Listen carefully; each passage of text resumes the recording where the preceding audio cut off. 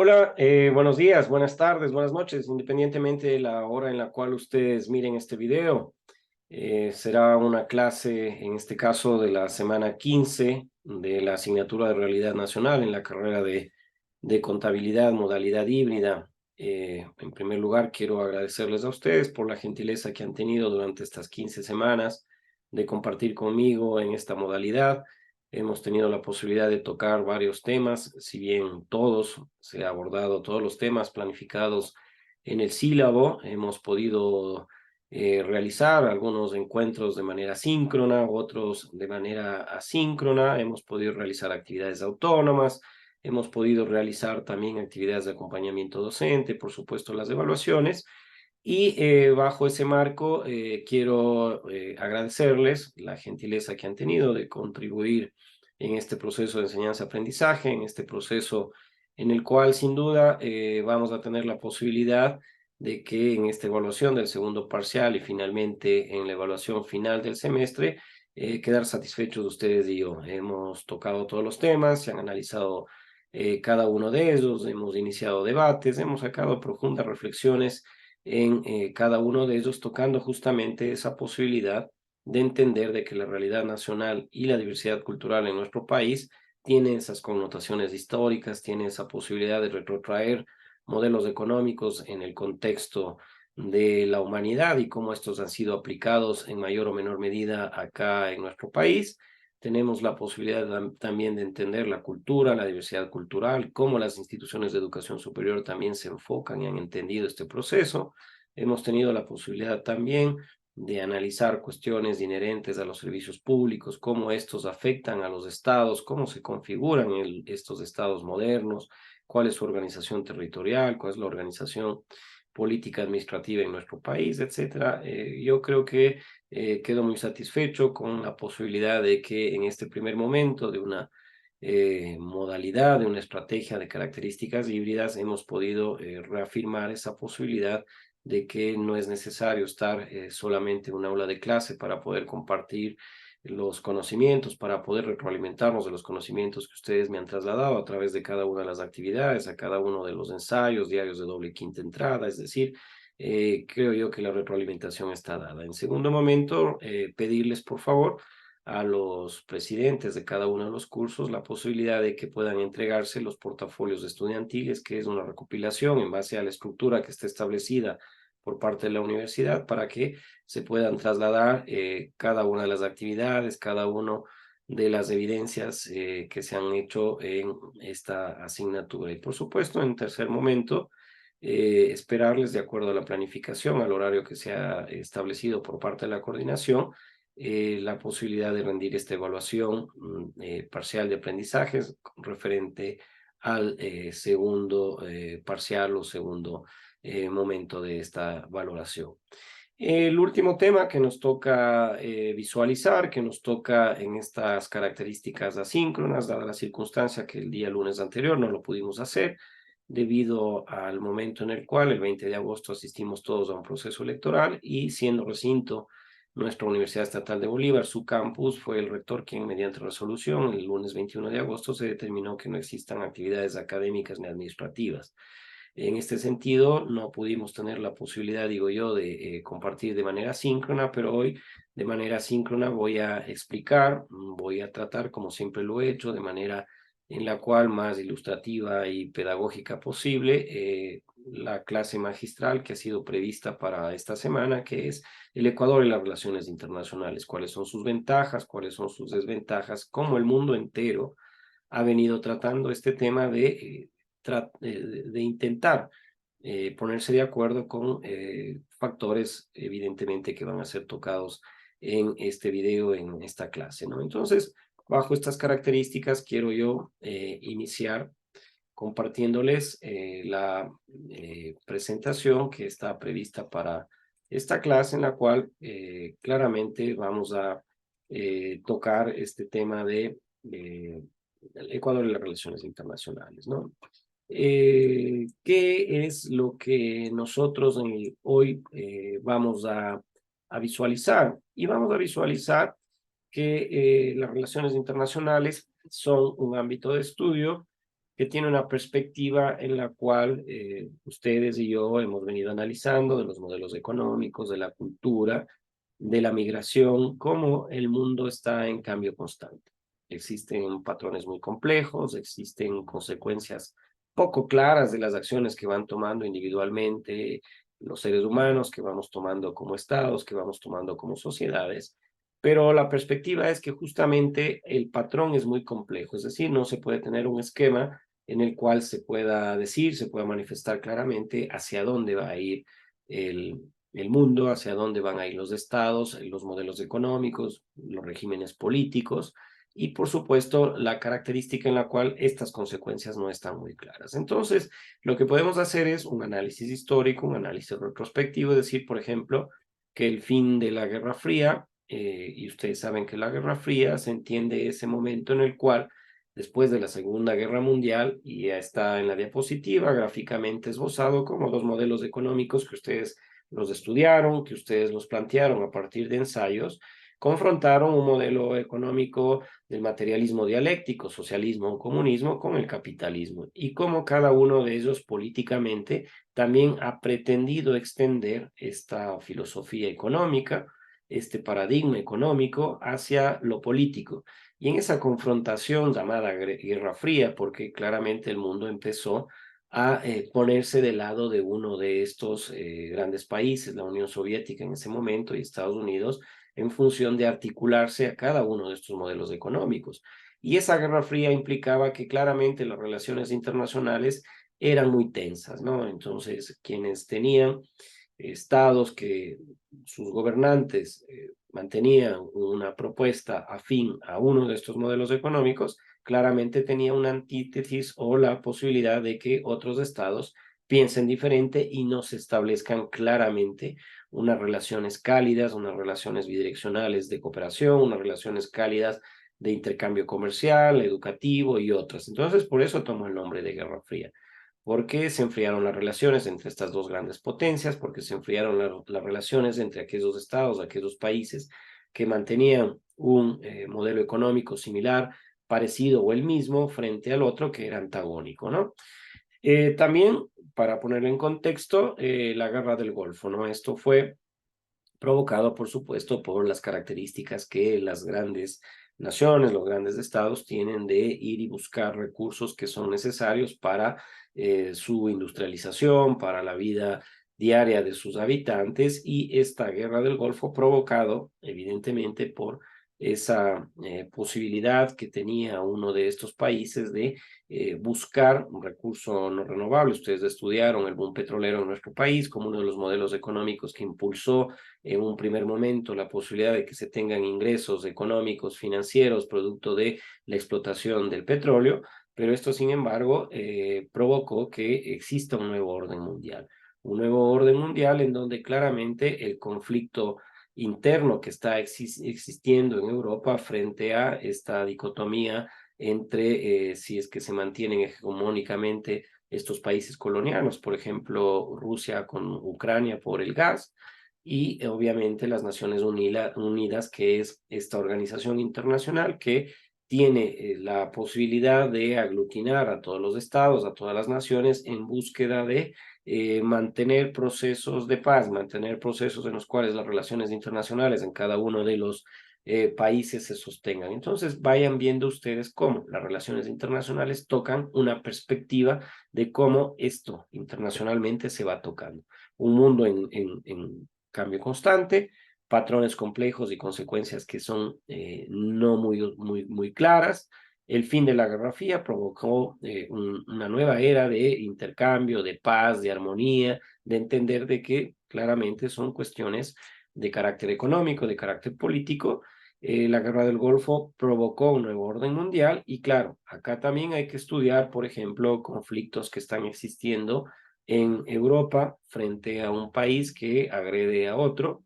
En Naciones Unidas, por ejemplo, que es la organización de naciones que en el mundo entero aglutina a cada uno de los estados para tratar justamente este tipo de agresiones, en uno de los países africanos, Somalia concretamente, no tiene la posibilidad de restaurar la estabilidad y hay genocidio y hay obviamente estas características de atentado hacia las personas, ¿no?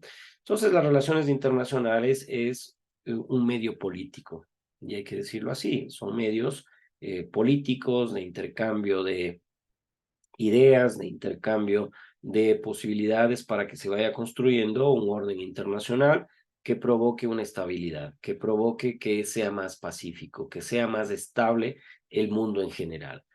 Y por supuesto, el debate que subyace, nosotros el día de mañana vamos a ser contadores de auditores y vamos a debatir y analizar cómo en el mundo entero hay normas internacionales financieras que establecen y estructuran, por ejemplo, como analizar una proforma presupuestaria, cómo se estructuran los estados financieros. Asimismo, a nivel internacional hay debates.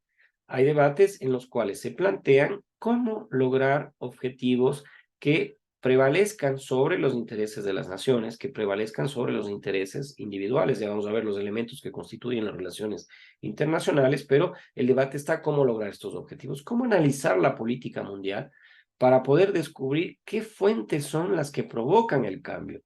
¿El cambio hacia dónde? Hacia un conflicto.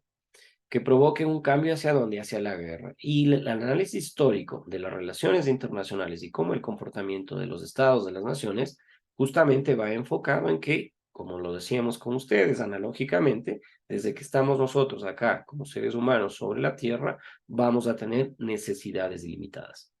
Y los recursos, por supuesto, son limitados. ¿Cómo entender esa dinámica de la civilización? ¿Cómo entender esa dinámica de la población que procura solventar sus necesidades, pero sabemos que los recursos no son ilimitados? Entonces es esencial tener una perspectiva intelectual, académica. Ustedes ya son miembros de una institución de educación superior que deben resaltar las características más importantes de esta realidad cambiante. Y no solamente histórica, no solamente el presente, sino a futuro. ¿Qué es lo que ocurre en nuestro mundo globalizado para que pueda provocarse que estas relaciones internacionales que tienen los estados, que son bilaterales, que son de cordialidad, puedan cambiar? Entonces, acá el Tratado de las Relaciones Internacionales, cuando se configura la Liga de Naciones, cuando hay una sociedad de naciones, cuando después de la Primera Guerra Mundial, después de la Segunda Guerra Mundial, cuando hay conflictos bélicos en cualquier parte del mundo, se llama hacia este escenario de debate, de análisis de los países miembros de estas organizaciones para ver cuáles fueron las causas que provocaron este tipo de conflictos y, por supuesto, buscar soluciones para que no continúe. Pero la perspectiva intelectual, académica, de una relación internacional, que lo vamos a tocar hoy, se lo hace en todos los niveles. Y ustedes, como académicos, como universitarios, van a tener la posibilidad de entender cómo la dinámica de las relaciones internacionales va tocando el ámbito individual, va tocando al Estado y va tocando a un sistema en su conjunto que es muy difícil, si es que son intereses individuales, articularlos con entes, con individuos de otros estados, por más de que sean ciudadanos de esos estados. Y si probablemente logramos hacer aquello, ¿cómo nosotros, saltándonos del Estado, podemos entender que cada uno de estos elementos, porque es el concepto de un sistema, que tienen interrelación entre sí, que buscan un propósito y un fin común, hay sistemas que probablemente buscan otro objetivo común? Entonces, la controversia de los tratados de relaciones internacionales desde su inicio siempre fue muy conflictivo. Siempre existió controversia. Y desde este punto de vista, en la clase de hoy, y para efectos de la tarea y la actividad que tienen que realizar ustedes también, hay tres niveles de análisis, ¿no? Hay, como les dije, individuos en las relaciones internacionales, hay estados y hay sistema. Y vamos a tener una base para el estudio de los tratados de relaciones internacionales, no una única categoría posible, sino estos tres niveles. El nivel individual, el nivel estatal y cómo el sistema también engloba los dos anteriores, pero se diferencia en el momento en el cual toca temas que tienen alguna posibilidad de no ser visibles en los otros dos. Entonces el debate, los análisis es cuál debe tener preponderancia y si es que uno tiene que estar por sobre el otro, si el sistema tiene que estar sobre el Estado, si es que el Estado tiene que estar sobre el individuo, etcétera. Lo que no deben olvidar, y por eso es este ojo en esta diapositiva, es el grado de interconexión necesario para que los niveles más altos existan. Es decir, un sistema no puede funcionar sin un Estado. y un Estado no puede funcionar sin un individuo, o viceversa. Entonces, esta característica de cómo los tratados de relaciones internacionales, bajo el nivel de análisis, individuo, Estado, sistema, o sistema, Estado, individuo, o sistema, individuo, Estado, tienen una interconexión entre sí. Y, por supuesto, cómo tiene preponderancia uno sobre otro y cómo este provoca que los niveles más altos existan, los niveles más altos existen. Empecemos con el primero. Y aquí hay algunos gráficos muy decidores, siempre dicen cuando alguien no entiende a manera de broma y hacer algo ameno este video, es de que dibújale. Y les voy a contar qué es lo que pasa, ¿no? Entonces el individuo, como ustedes, como yo, como cualquier ser humano de los que ven en la gráfica, Hitler, la Madre Teresa de Calcuta, John Lennon, tuvieron una visión particular de la política mundial y qué fuentes usaron ellos para tener una conducta que traslade ese escenario de un comportamiento individual hacia el exterior, hacia aquellos que probablemente no los conocían en el ámbito personal, no los conocían en su comunidad, no le conocían en su barrio, no lo conocían en su país, pero ellos tuvieron una visión particular de la política. Claramente, Hitler tuvo una visión del ejercicio político hacia la construcción de un Estado que se pensaba que tenía incluso sus habitantes individualmente una superioridad racial, étnica impensable en los albores del siglo XX. Entonces, esa característica de una visión particular de la política mundial, de un genocida, de un criminal, llevó a un pueblo entero y a la civilización humana, a todas las civilizaciones que en aquel momento existían, a un genocidio, a una guerra total.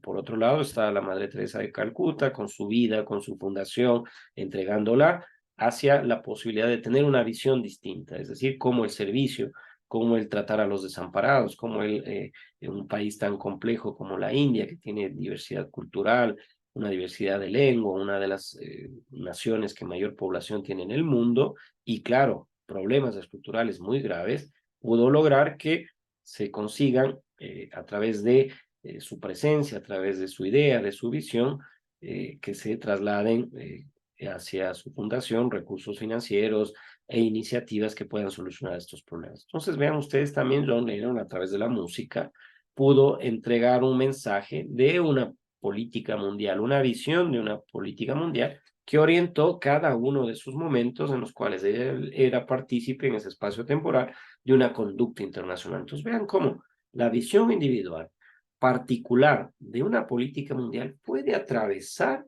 la conducta internacional. Lo hizo Hitler, lo usó la Madre Teresa de Calcuta, lo hizo John Lennon. Entonces, si es que nosotros vamos a la segunda parte de esta posibilidad de entender a los individuos, vemos también que los estados y los sistemas de estados, por supuesto, son organizaciones que son construidas, que son fundadas, que son creadas por grupos de personas. No hay un estado, usted sabe los elementos del estado, población, territorio y gobierno o autoridad, si quieren. Pero ¿habrá un estado ecuatoriano en el cual no exista un solo individuo, no exista un solo ecuatoriano? Impensable. ¿Hay una organización que esté hecha solamente por un individuo? No, están construidas por un grupo de personas. Yo no puedo fundar un club, solamente yo soy el miembro, el presidente, el que juega, el que asiste a la barra, a la hinchada, no. Debe haber al menos un grupo de personas que pueda tener esta posibilidad de construir tanto los estados como un sistema de estados. Entonces, esta configuración de estados y esta configuración de sistemas de estados, esta fundación, creación de organizaciones, de grupos de personas, obviamente nos aglutinamos, como vimos, el movimiento indígena, el movimiento obrero, los movimientos sociales, religiosos, los que ustedes quieran, tienen un mismo objetivo, tienen intenciones comunes, tienen una cultura definida, tienen su identidad, tienen su propia lengua, tienen un valor y creencias que difieren de tiempo en tiempo, claro, pero de lugar en lugar también, pero sin embargo algo les aglutina, algo los une. Entonces, en esta diferenciación, al final del estudio de las relaciones internacionales como una visión, como una perspectiva desde el individuo, el Estado no es una unidad, ni tampoco un Estado es similar uno a otro. El Estado ecuatoriano, perdón, tiene sus propias características. El Estado peruano tiene sus propias características. Estos estados no son uno solo. Acá el Ecuador tiene el marco constitucional, ya lo analizamos, una declaratoria en su primer artículo de que reconoce pueblos y nacionalidades dentro del Estado ecuatoriano. Entonces, vean ustedes, no son la única organización de individuos, así que el Estado puede no ser la única unidad importante tampoco de análisis. Por eso es que se habla en relaciones internacionales de individuos, ¿no? El Estado, entonces, bajo estas características, está viéndose como un grupo de individuos. Un papel potencial toma los grupos de personas dentro de estos estados. Claro, un grupo de personas aglutinadas a través de una organización política, un grupo de personas organizados a través del movimiento indígena, un grupo de personas organizados a través de una institución de educación superior, un grupo de personas organizado a través de movimientos religiosos, es decir, el Estado como grupo de individuos tiene un papel potencial porque aglutina a este grupo de personas dentro de ese Estado. Pueblos y nacionalidades indígenas, vimos con ustedes. Hay pueblos y nacionalidades dentro del mismo Estado ecuatoriano. Algunos están insertados formalmente en el gobierno. Claro, yo soy un servidor público y pertenezco a una organización que se llama Universidad Estatal de Bolívar. ¿Y qué es la Universidad Estatal de Bolívar? Está aglutinada dentro de las instituciones de educación superior, no sé, 50, 60, no sé cuántas universidades hay en nuestro país. Existe, ustedes saben, y lo estudiaron, el Estado debe indefectiblemente mantener la seguridad interna y externa. Si es que es interna, por supuesto, tienen Policía Nacional, es una institución dedicada a mantener el orden a nivel interno en la población dentro del territorio. Y por supuesto, los soldados del ejército, que tiene que resguardar la soberanía. Los políticos se aglutinan a través de organizaciones que se llaman partidos políticos, participan en procesos electorales y que están insertados formalmente dentro del gobierno. Hay organizaciones, hay comunidades, hay grupos sociales, movimientos, etcétera, que también son estudiados dentro de esa configuración del Estado, pero son individuos. ¿Quién pertenece a una compañía? ¿Quién pertenece a un grupo religioso? ¿Quién pertenece a las mujeres? Etcétera, etcétera, etcétera. Entonces, esto es muy importante tomarlo en consideración.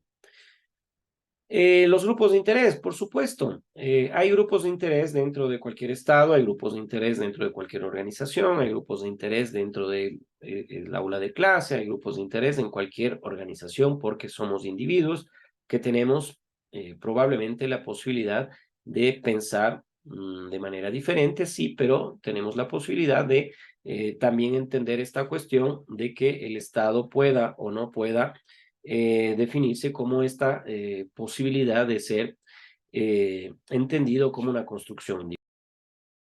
Entonces, estos grupos de interés pueden influenciar las políticas de Estado, pueden desarrollar sus propias agendas, sus identidades, sus lealtades diferentes a las del gobierno, pueden entrar en conflicto, un conflicto intraestatal, eh, una guerra civil, disputas por territorios, disputas electorales, políticas, y en definitiva estos grupos de interés que aglutinan a estos individuos tienen la posibilidad de establecer patrones de lealtad, patrones de identidad, y se generan por medios que pueden ser complejos. Un individuo con una lealtad, con varias lealtades o identidades múltiples. Entonces vean ustedes lo complejo de los tratados de relaciones internacionales, cómo entender las relaciones internacionales cuando vemos que hay individuos que tienen sus propios patrones de lealtad, tienen su propia capacidad de establecer identidades múltiples. Entonces, estas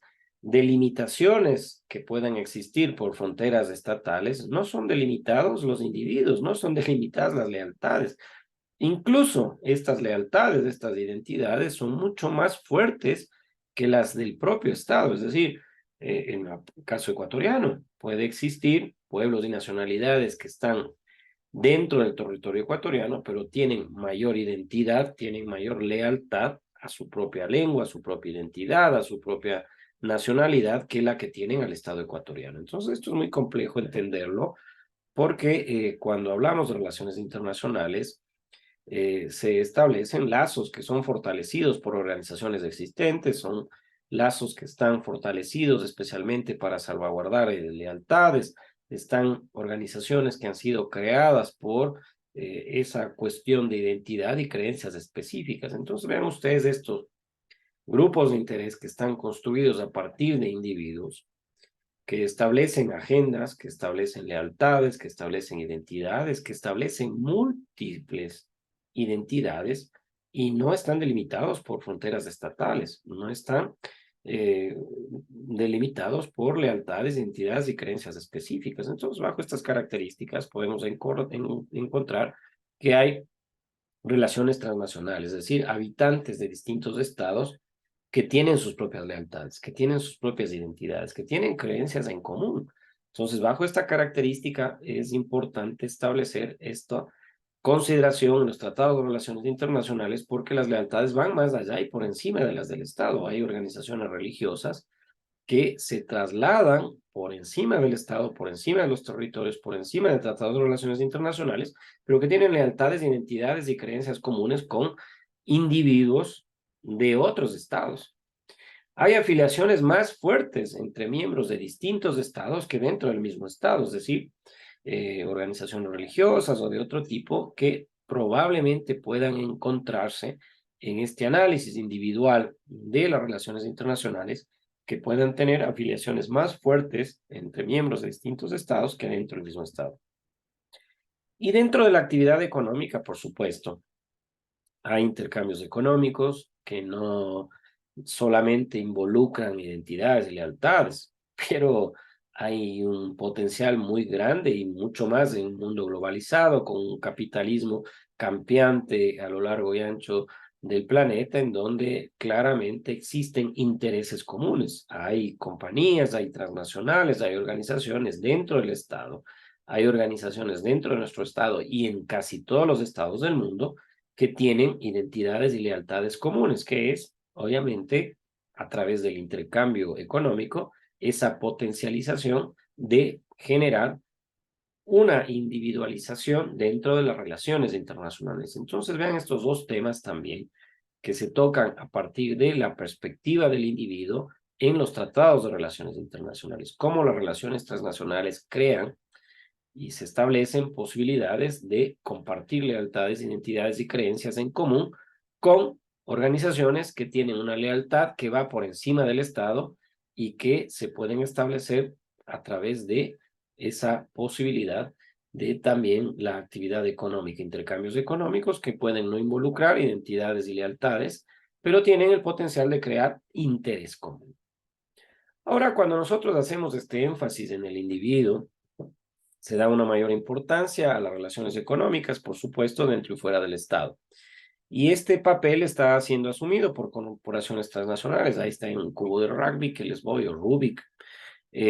Varias cuestiones en las cuales se pueden establecer alianzas, intereses, identidades, lealtades de organismos transnacionales que sobrepasan los estados, sobrepasan las fronteras y tienen un interés común que es el comercial. Entonces, estas relaciones transnacionales actúan como un grupo de interés dentro del Estado, por supuesto, generan organizaciones dentro de los estados para que se aprueben políticas públicas, se aprueben políticas que favorezcan a sus intereses comerciales y económicos. Entonces, estas implicaciones políticas del transnacionalismo, se operan, pueden actuar para promover políticas específicas o tipos particulares de actividad política.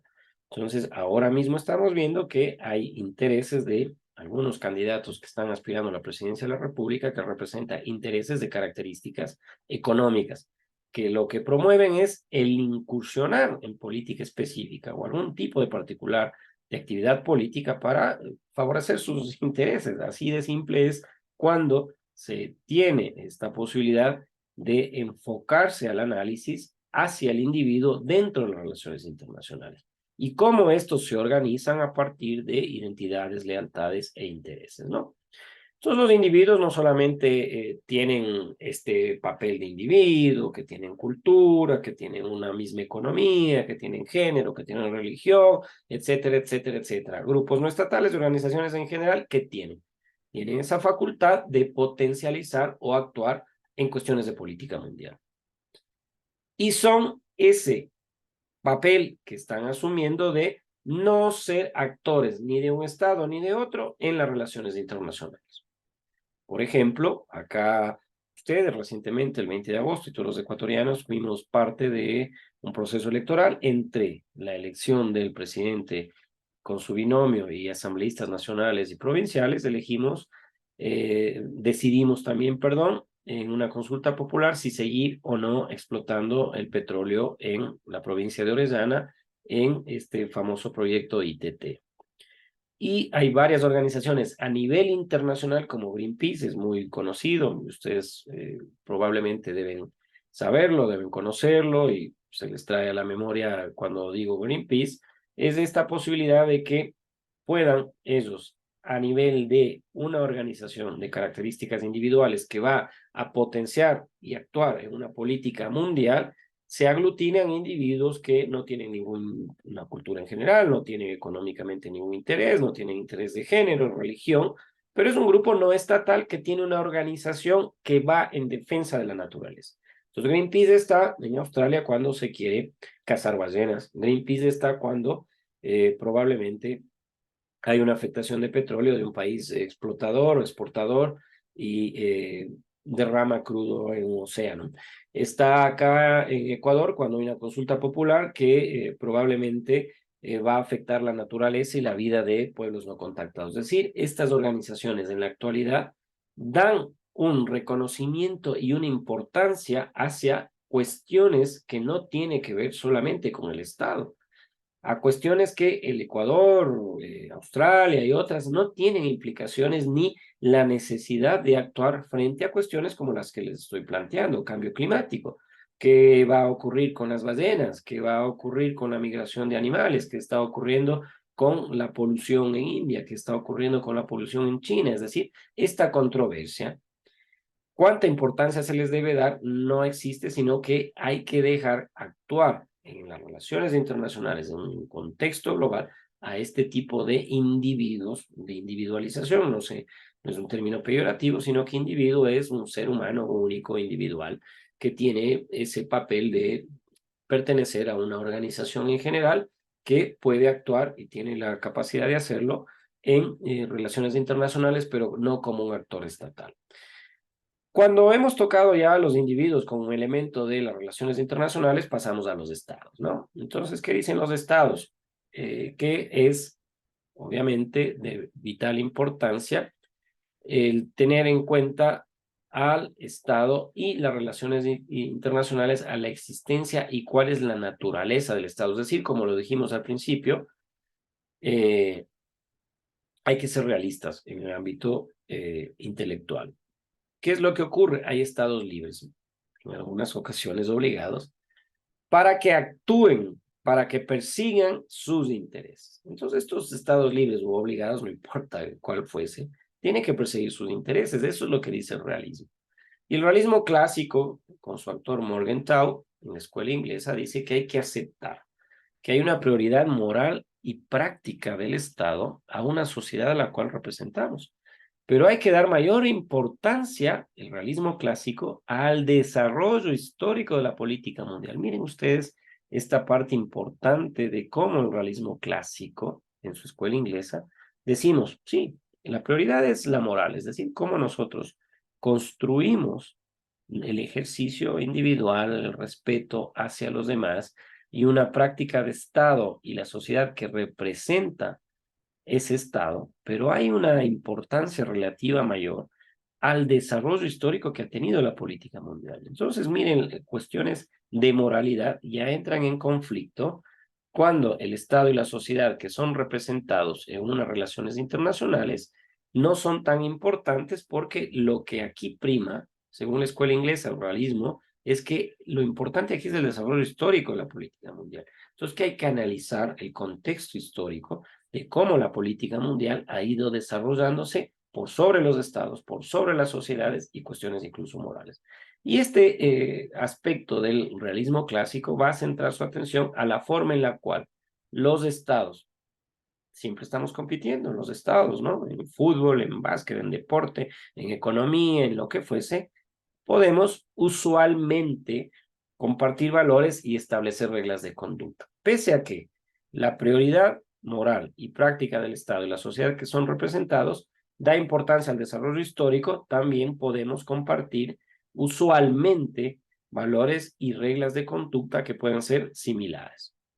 Y esta posibilidad de una sociedad internacional, porque se habla de una sociedad internacional, a través del análisis del desarrollo histórico, a través del análisis de la política mundial, da la posibilidad de que sea similar en algunas formas a otras sociedades humanas con reglas y convenciones. Entonces vean ustedes, el Estado, en primer lugar, dentro de esta visión que tienen las relaciones internacionales, habla de que intelectualmente y académicamente se puede dar una importancia relativa a la política, a las relaciones internacionales, a la existencia y naturaleza del Estado.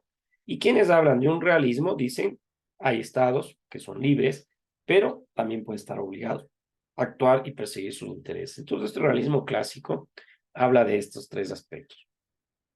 También la naturaleza de los estados, las sociedades que representan, pueden tener de manera simple algunas definiciones. Hay un énfasis en control efectivo del territorio, esto ya lo hemos dicho. Hay una existencia de un ejército que controla, por supuesto, la seguridad externa y también la Policía Nacional, o como se llame internamente. Hay una habilidad de ese Estado para que pueda ejercer una autoridad centralizada. Por supuesto, son los tres elementos: población, territorio y autoridad o gobierno. Pero algunas organizaciones y que no son estados han tenido estas características de hacer un control efectivo del territorio, de que tenga un ejército, de que tenga una autoridad centralizada. Entonces aquí rompe con la naturaleza de una estructura necesaria para las relaciones internacionales. Son los antropólogos que estudian la política. Hablan de un Estado que está definido por la existencia de una administración burocrática, pero no en estados, sino en ciudades, bajo una unidad política. Entonces, vean también, dicen el Estado, no es necesario para las relaciones internacionales, porque existen organizaciones, no estados, que tienen la característica de tener un control del territorio, que tienen un ejército, una armada, una policía, y tienen la posibilidad de ejercer una autoridad descentralizada. Entonces, esta unidad política puede estar basada en una ciudad que tiene una administración burocrática y estos también pueden establecerse bajo principios de relaciones internacionales. Y estos dos tipos que dice el realismo inglés, sobre todo, es de que hay una unidad política en la historia. Y eso lo hemos analizado con ustedes cuando vimos los modelos económicos, de que hay grupos de cazadores-recolectores, que basados en un parentesco. Entonces, los grupos de cazadores-recolectores, estos que tenían un modelo económico primitivo, ¿qué es lo que hacían? La primera división del trabajo, los hombres a cazar, las mujeres y los niños a recolectar los frutos. Fue la primera unidad histórica política que existió. Y la segunda son las organizaciones jerarquizadas, es decir, cómo nosotros vamos estructurando unidades, organizaciones en las cuales tenemos un control territorial, tenemos la política de manera centralizada y la guerra, es decir, una armada para extender, una defensa del territorio y obviamente puede existir esta guerra sin un gobierno burocrático de base urbana. Entonces vean estas tres cuestiones que son planteadas en la naturaleza de los estados, en el realismo inglés, que plantea que hay dos tipos principales de unidades políticas en la historia de la humanidad que pueden ser recogidas para el análisis de las relaciones internacionales. El uno, los grupos de cazadores-recolectores, que están basados en parentesco, y las jefaturas de organización jerarquizada. Y aquí hay ejemplos. Mesopotamia, por ejemplo, está un periodo en el cual claramente eran un estado basado en estas características, sin ser estado, tener la posibilidad de tener un ejército, de tener esa posibilidad de generar relaciones internacionales, comerciales, y por supuesto esa capacidad de entender de que bajo esas características individuales de estado y un sistema se puedan enlazar aquellos intereses, aquellas alianzas, aquellas lealtades sin la necesidad de un Estado. Obviamente un gobierno jerarquizado. Del paso del Estado-Nación que analizamos con ustedes, del sistema feudal al Estado moderno con la industrialización y en el siglo XVII con el Tratado de Westfalia, el siglo XVII, acuérdense ustedes, todos estos cambios que existieron en Europa principalmente, con el pensamiento de un régimen feudal, de un régimen monárquico, hacia revoluciones que planteaban un liberalismo, que planteaban otra forma de gobierno diferente a la monarquía y planteando democracias. Se coloca dentro de esta pregunta la posibilidad de poner el escenario la violencia organizada al centro de su existencia y funcionamiento. Vean ustedes, por medio del monopolio de la fuerza legítima y entonces presentar al mundo exterior un lado inherentemente violento. Vean lo que se plantea en el siglo XVII en el Tratado de Westfalia, que en las relaciones internacionales dicen que el argumento para esta pregunta, que es una afirmación o pregunta, todos los estados sirven a los intereses de pocos contra los de muchos. Es decir, que siempre va a tener el Estado, el gobierno de ese Estado, la autoridad, un interés que va a aglutinar al interés de pocos y va a enfrentarse en ese conflicto, en esa violencia organizada, en ese monopolio de la fuerza legítima, hacia aquellos que tienen intereses contrarios, que somos muchos, frente a los pocos que administran ese gobierno o esa posibilidad de ejercer el poder coercitivo, ejercer ese monopolio como legítimo, esa fuerza legítima. Entonces el carácter de algunos estados se ha desfigurado, se ha desconfigurado por fallas serias en las bases culturales de sus sociedades. Entonces hay estados que, como el nuestro, hoy estamos realmente atravesados por cuestiones que no han podido ser resueltas estructuralmente y ha dado un remesón impresionante hacia la base cultural de nuestra sociedad, una base cultural de respeto, una base cultural de ser pacíficos, una base cultural de nuestra sociedad ecuatoriana de ser cordiales, de ser respetuosos. Hoy no. Hoy realmente existen fallas serias que han provocado que no hemos cimentado culturalmente a nuestra sociedad. Y claro, estas fuentes potenciales de comportamiento se trasladan internacionalmente también a ser considerados un Estado agresivo. ¿Quién de un Estado quiere firmar tratados en este momento para que no se les exija visa y vengan acá a nuestro país de turismo, por ejemplo? Es impensable hoy proponer proyectos de turismo. O sea, ustedes pónganse en una hostería, pónganse en un centro turístico o algo en la playa, en cualquier provincia de la costa, es impensable. Entonces, este ámbito de los estados-nación y los estados modernos y cómo se plantea el ejercicio del Estado en las relaciones internacionales, cuando hay un argumento válido de que el Estado sirve a intereses de pocos frente a muchos, claro, esto provoca que se entienda de que hay fallas estructurales en las bases culturales de estas sociedades y que, por supuesto, potencialmente hay un comportamiento de manera agresiva en el contexto internacional. Hemos analizado los individuos, hemos analizado el Estado, vamos a analizar el sistema dentro de esta perspectiva que hoy les planteo a ustedes del análisis de las relaciones internacionales. Entonces, el sistema tiene un concepto muy amplio, un sistema, ustedes saben, es el conjunto de elementos interrelacionados entre sí que tienen propósito, es un concepto muy contextual, muy amplio.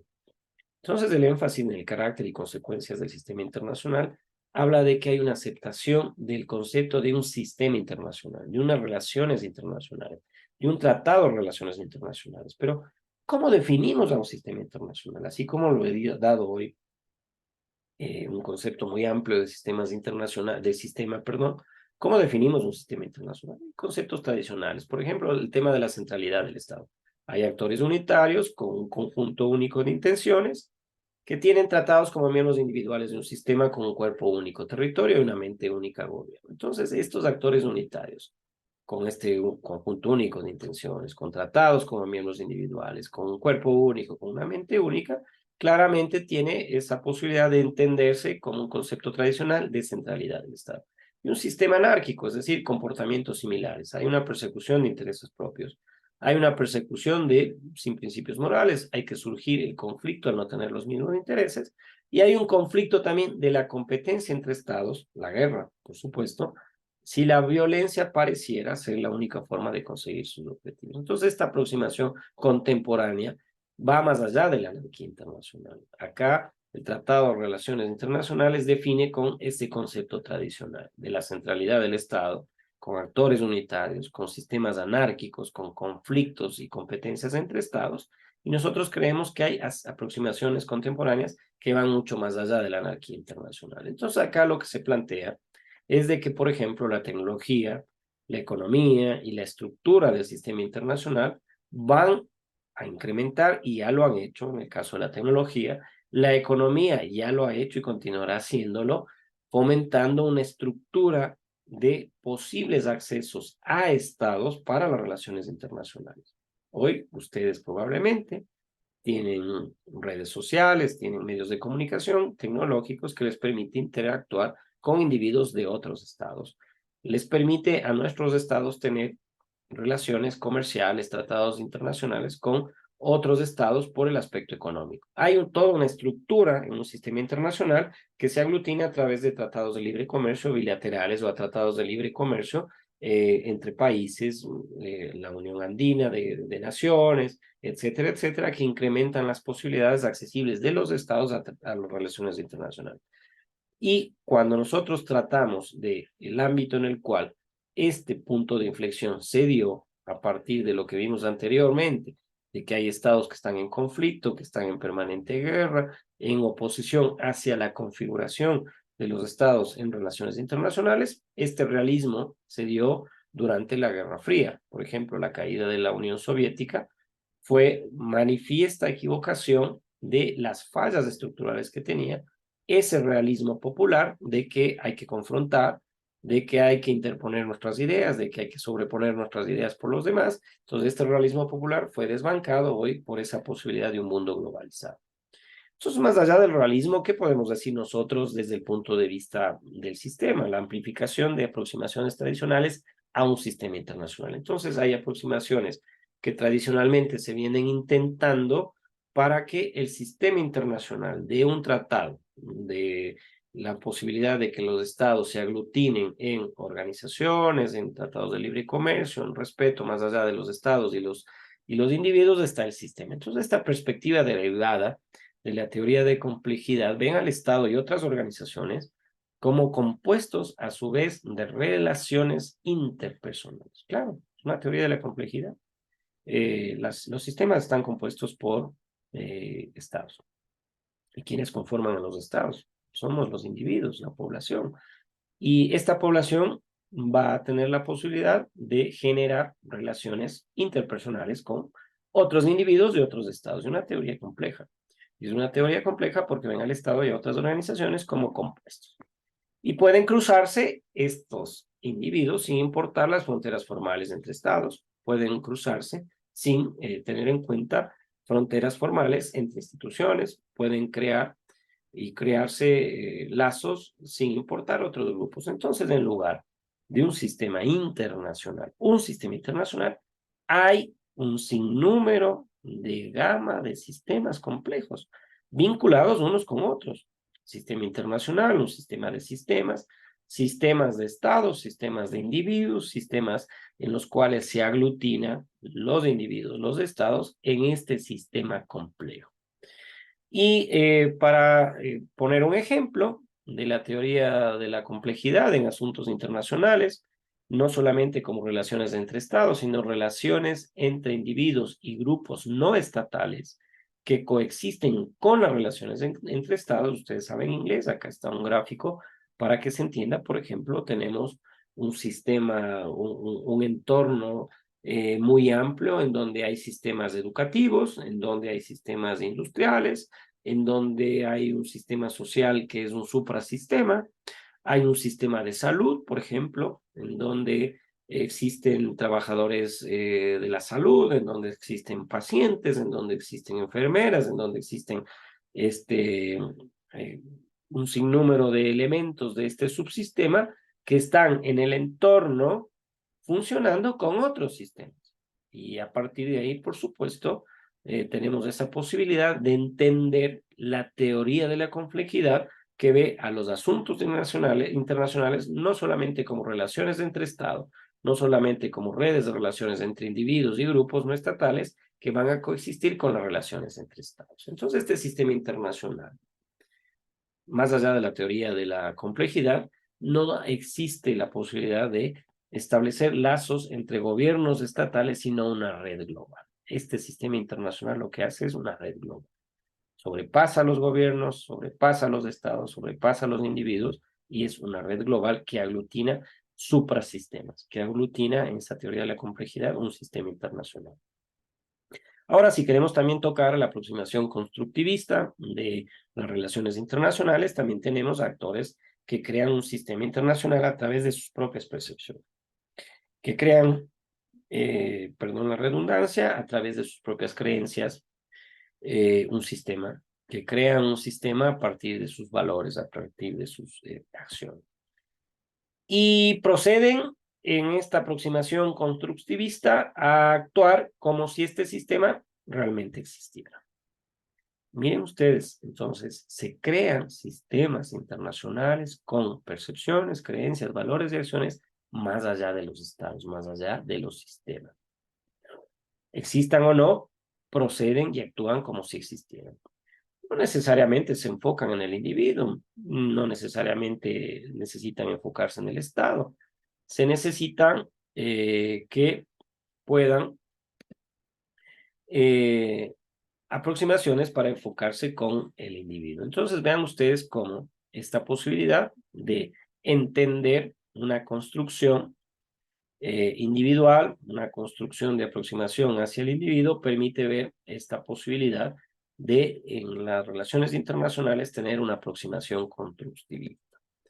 Definición del sistema internacional. Van a enfatizar las normas en las cuales las instituciones se vinculan. Van a enfatizarse en las instituciones que dan unidad al sistema completo. Esa es la definición de un sistema de relaciones internacionales. Va a llamar la atención, por ejemplo, el papel que juegan estas instituciones, estos sistemas, como Naciones Unidas, OTAN, la Unión Europea, etcétera, etcétera, que se crean como subsistemas mucho más amplios que entrelazan estados, que entrelazan regiones, que el mundo dentro de un sistema va a estar definido por su membresía. ¿Cuál es el problema de estos suprasistemas? Llámese Naciones Unidas, Organización Interamericana de Naciones, Organización de Estados Americanos, lo que ustedes quieran. Es que algunos países deciden no participar. ¿Y cómo entonces un país no pretende participar de una Liga de Naciones? ¿Cómo un país no pretende enfatizar estas instituciones vinculándose a ella y dándole unidad a un sistema completo? Entonces acá, vean ustedes, hay individuos, hay estados, hay regiones, hay lealtades, hay identidades que no quieren estar formando parte de un suprasistema.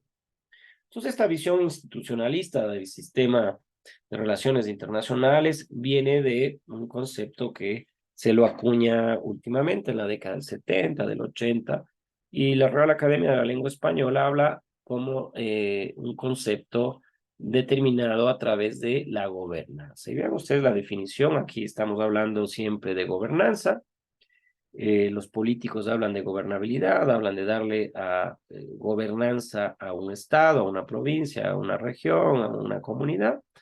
Y gobernanza, según esta definición de la Real Academia de la Lengua Española, dice es el arte o la manera de gobernar que se propone como objetivo el lograr un desarrollo económico, es el que se propone lograr un desarrollo social, es el que se propone lograr un desarrollo institucional duradero.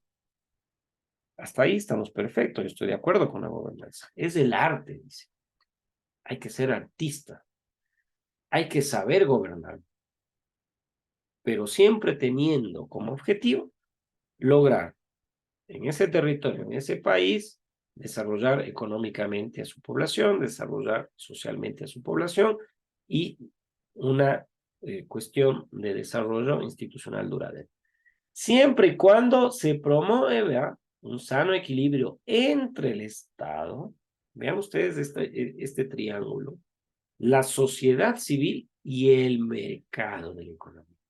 Entonces, esto claramente es un principio neoliberal, un nuevo liberalismo que dice, mira, acá la nueva gobernanza, es decir, la nueva forma de gobernar, el arte nuevo de gobernar, tiene que lograr un desarrollo económico, tiene que lograr un desarrollo social, tiene que lograr un desarrollo institucional para que el Estado, conjuntamente con la sociedad y el mercado en este triángulo, tengan un sano equilibrio.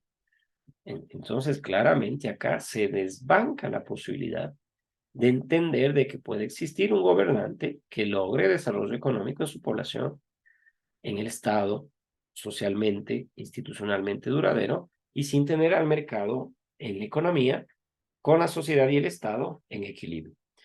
La gobernanza también toca temas como un gobierno regional, un gobierno global directo, que es imposible porque hay medios de regulación y coordinación, por supuesto. Normalmente son relaciones en estos sistemas de que están establecidos a través de los estados. Hay normativas en cada uno de ellos, ¿no? En estas articulaciones de estos sistemas que impide que exista la posibilidad de un gobierno regional, un gobierno directo. Y se argumenta también que la gobernanza en esta visión institucionalista puede llevar a un gobierno regional, un gobierno global a través del desarrollo de organizaciones. Entonces, la Unión Europea crea gobernanza en cada uno de los países miembros de la Unión Europea y desarrolla instituciones que lo promuevan. Entonces, esta interdependencia también hay que tomar en consideración como un patrón de dependencia mutua entre individuos de estados regiones. Aquí sí ya se toca nuevamente a la posibilidad de que exista interdependencia, que existan patrones de dependencia mutua, que existan patrones en los cuales los individuos, los estados, las regiones puedan formar y consolidar un sistema internacional. Una vez que se es interdependiente, no se puede escapar. Ya somos parte de ese sistema, necesitamos del uno del otro, de este eje, y no podemos salirnos de ese tipo de alianzas. El debate en 1970 entre dos intelectuales que analizaban las relaciones internacionales, que Juan e Iné, hablaron de un crecimiento de la interdependencia compleja, va a reducir a la reducción de va a llevar a la reducción de las guerras, perdón. Y esto causó gran controversia. Entonces dice que mientras más se fortalezcan las relaciones internacionales y los países, los estados, los individuos, los sistemas estén interactuando, enlazándose entre ellos, van a reducir las guerras, porque yo necesito ser parte de esta red, de este sistema. Y si provoco una guerra, por supuesto, voy a dejar de pertenecer a este sistema, voy a dejar de beneficiarme del sistema, de estos beneficios, y la interdependencia global, por supuesto, hoy está tan extendida que afecta a todo aspecto de la política internacional y es la base para un sistema político global único. Claro, la teoría existe, no se puede demostrar en la práctica, pero sin embargo, si es que un país, miembro de la Organización de Países Exportadores de Petróleo, por ejemplo, está en guerra, en un conflicto con otro país, probablemente puede ser expulsado y provocar de que los precios que se negocian a nivel de la OPEP, que era miembro del Ecuador, ahora ya no lo es, se lo tenga que hacer bajo esas características fuera de este sistema y ya no con esa interdependencia que se tiene anteriormente. Entonces, los regímenes internacionales deben establecer o están estableciendo un conjunto común de normas, un conjunto común de convenciones que están adoptadas voluntariamente por dos o más actores, por supuesto, si no, no existiría un régimen internacional, no existiría la posibilidad de establecer coordinación de acción por varios actores, a pesar de objetivos variados, pero estamos coordinando. Mi objetivo es el desarrollo económico, hay otro país que quiere el desarrollo social, tenemos la posibilidad de un régimen internacional que establece un conjunto de convenciones que adoptamos voluntariamente para interactuar. Tenemos en telecomunicaciones, por ejemplo, la posibilidad de establecer lazos y nexos, convenios de tráfico aéreo, permitir que otras compañías aéreas vengan hacia nuestro país y no las nuestras ir hacia otro. Hay unos regímenes regulatorios que existen sin situación de dominación política. La gobernanza, por ejemplo, es una de esas, que existe la posibilidad de un país no tenga un régimen democrático, no tenga gobierno, pero sin embargo hay instituciones que fortalecen el desarrollo económico, fortalecen el desarrollo social, fortalecen el desarrollo de esos estados y en un triángulo, por supuesto, con la población y el mercado, pueden establecer a largo plazo sostenibilidad. Aproximaciones no necesariamente contradictorias o en conflicto. Entonces, esta posibilidad de entender las relaciones internacionales desde este punto de vista nos da una visión distinta. Ahora, las relaciones económicas hemos analizado con ustedes que los modelos económicos en el mundo, desde el materialismo dialéctico, tienen una definición diferente en el sistema internacional de relaciones, ¿no? Y ustedes saben, el materialismo dialéctico decía que el flujo de materiales, servicios, recursos son la base de todo el sistema internacional. Y la teoría marxista, claro, decía que hay que interponer al Estado para que sea el eje regulador y se establezcan cuáles son los factores de producción que son propiedad del Estado para que se orienten hacia la posibilidad de proveer los bienes y servicios que requiere esa población. Y dice que los flujos desiguales y basados en relaciones de explotación no son válidos para establecer este tipo de sistemas internacionales de relaciones económicas, ¿no? Entonces, el análisis del mundo, para ir ya cerrando, según Immanuel Wallstein, que estudia mucho las relaciones internacionales y en el aspecto económico, sobre todo en un sistema económico, es el ámbito en el cual la inequidad económica intrínseca de cada uno de los estados, de su población y de los sistemas, ha dado a este sistema internacional una forma geográfica distinta. Y tiene razón, en el núcleo, en el centro, están aquellos países que tienen una ventaja tecnológica, una ventaja económica, explota y domina al dos, a la periferia, que son los países en los cuales se tiene una desventaja económica, se tienen niveles menores de tecnología, es decir, esa imposibilidad de que pueda tener indicadores de los cuales en el núcleo o en el centro se tiene. Entonces, Wallerstein dice hay una inequidad económica intrínseca que es propia del sistema internacional y que da una forma geográfica distinta al planeta. Entonces, si es que vemos a este sistema mundo, también podemos entender de que pueden coexistir varios sistemas mundo al mismo tiempo. No solamente este, pueden existir varios en los ámbitos en los cuales se quiere analizar el sistema mundo.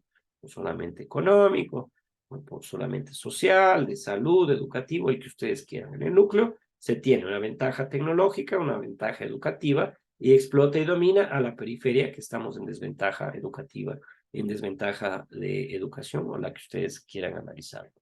Entonces, esta competencia entre diversas definiciones del sistema internacional de relaciones internacionales enfatiza ciertos aspectos como cómo se define el sistema y va a minimizar a otros.